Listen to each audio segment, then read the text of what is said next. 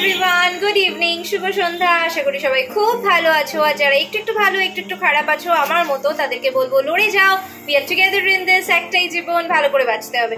ও হাতে থার্মোমিটারটা নিয়ে বসেছি বিকজ আমার প্রচন্ড জ্বর, তাই এটা সবসময় হাতের কাছে রাখতে হচ্ছে। তো যাই হোক, আজকে চিরাচরিত নিয়মে ভিডিও হবে না, বুঝতেই পারছো। বাট যাই হোক, বসেছিলাম রাত্রিবেলা, সময় কাটছে না কারণ জ্বর বেশ ভালোই আছে, 100-র ওপর।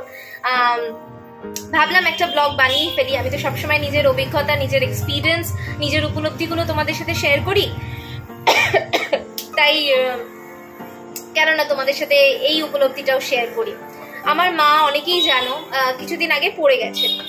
এবার তুমি বলবে যে দিদি তোমার মার কি হয়েছে জেনে আমরা কি করবো? না, বলার একটা কারণ আছে। আমার পেছনে যে নয়েসেস গুলো আসছে সেগুলো কিন্তু ব্যাকগ্রাউন্ড নয়েজ, হ্যাঁ, ওগুলোকে তোমরা ব্যাকগ্রাউন্ড মিউজিক হিসেবে ধরে নেবে। তো যাই হোক, যেহেতু রাস্তার পাশে বাড়ি, এই আওয়াজগুলো হতেই থাকবে। রাত্রিবেলা ভিডিও করছি তাও আসবে। যাই হোক, যেটা আসল কথা সেটাই বলি। সেটা হচ্ছে আমার মা কিছুদিন আগেই পড়ে গেছে। কিছুদিন মানে হালিতেই পড়ে গেছে, 2-3 দিন হলো। এবং পড়ে যাওয়ার পরে যেটা হয়েছে, আমার মার পাটা পুরো থেঁতলে গেছে। তো এক্সরে করতে হবে, তার জন্য অনেক কিছু করতে হবে, রক্ত দেখাতে হবে, সবকিছু করতে হবে।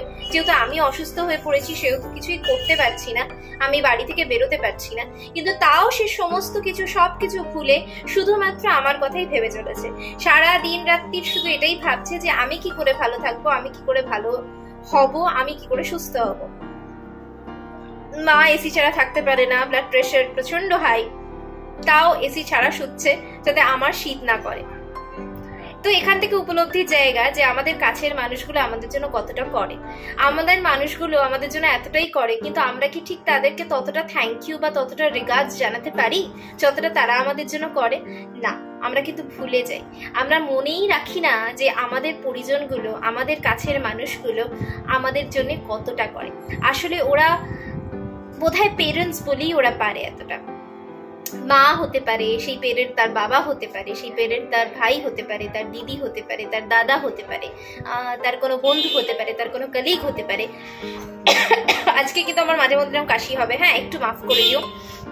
তো যাই হোক, সেগুলো হবেই, কিন্তু সেক্ষেত্রে আমি বলবো যে আমরা কিন্তু মনে রাখি না। তাই এই মনে রাখাটা ভীষণভাবে দরকার।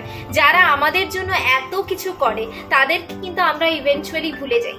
আমাদের যখন প্রয়োজন হয় তখন তারা আমাদের জন্য কিন্তু নিঃস্বার্থভাবেই করে, কিছু না বলেই করে, কিন্তু তাও আমরা কিন্তু তাদের কথাটা মনে রাখি না। মানে যতটা তাদের জন্য কৃতজ্ঞতা বোধ থাকা উচিত বা যতটা তাদের প্রতি কৃতজ্ঞ থাকা উচিত ততটা কিন্তু থাকি না। আমরা ভুলে যাই। আমরা ভুলে যাই যে তারাও একদিন আমাদের জন্য এতটা করেছিল, নিজের সবটুকু ভুলে গিয়ে আমাদের জন্য করেছিল। আমাদের মা বলো, আমাদের বাবা বলো, আমাদের ভাই বলো, আমাদের বোন বলো, আমাদের বন্ধু বলো, সে যেই হতে পারে, যে কেউ হতে পারে, আমাদের স্বামী, আমাদের স্ত্রী, যেই হতে পারে, তারা কিন্তু আমাদের জন্য করে। কিন্তু ইভেন্চুয়ালি কিন্তু আমরা তাদের সেই কৃতজ্ঞতাটা মনে রাখি না। আমরা অধিকাংশ সময় তাদেরকে ভালো হয়তো বাসি ঠিকই, কিন্তু তাদেরকে কিন্তু যতটা ভাবে বলা উচিত যে হ্যাঁ উই আর গ্রেটফুল, আমরা কিন্তু ততটা বলি না।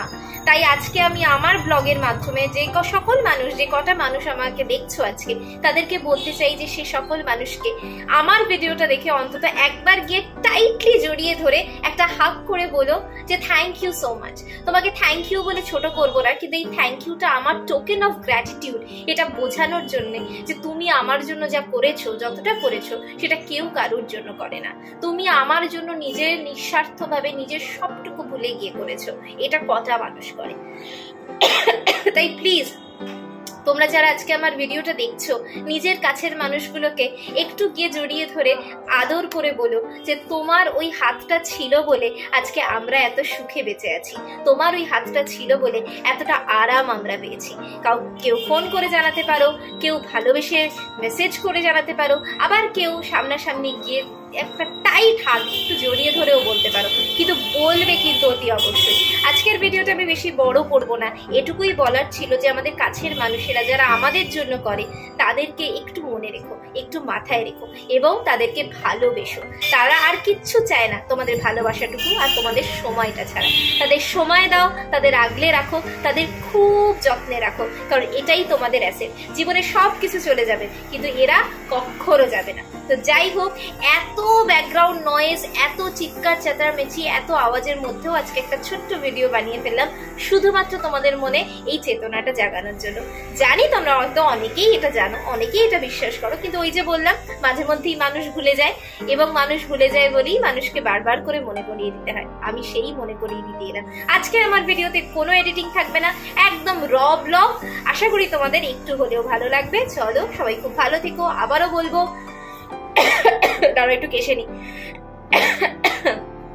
থিঙ্ক পজিটিভ, লিভ পজিটিভ, ভালো থেকো, সুস্থ থেকো। আর হ্যাঁ, ঈশ্বরের কৃপায় এই থার্মোমিটারটা যেন তোমাদের একদম না লাগে।